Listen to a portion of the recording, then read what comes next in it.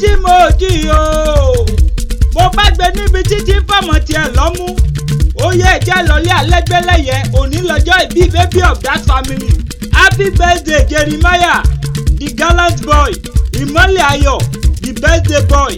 olúwadámiláre àríyọ̀ òní dàrí banújẹ́ ìkákọ̀ kì í ṣe egún kó mọ̀ kádùn àkàlàmọ̀dò kì í lọ ní rèwerèwe òní kú kékeré ó sì ní lọ ní rèwerèwe ìwọ lọmọ sí Èkìtì oru Ìjẹ̀bú ní tìyá rẹ bó o bá dé Jẹ̀bú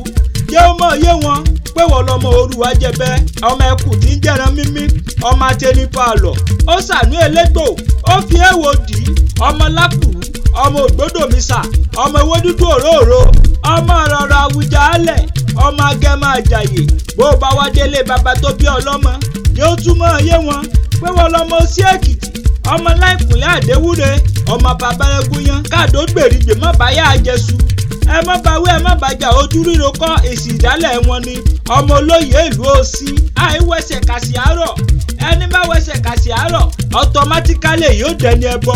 ìmọ́lẹ̀ ayọ̀ ikú kan ìpẹta lójúran àwọn òbí rẹ̀ á jèrè rẹ̀ lágbára Olúwa ọba ó sọ ọmọ fáwọn òbí rẹ̀ ikú ò ní pa wọn kékeré kéwékéwé yóò ní gbé ọ lọ àrídùnnú ọmọ ló máa jẹ́ dọjọ́ alẹ́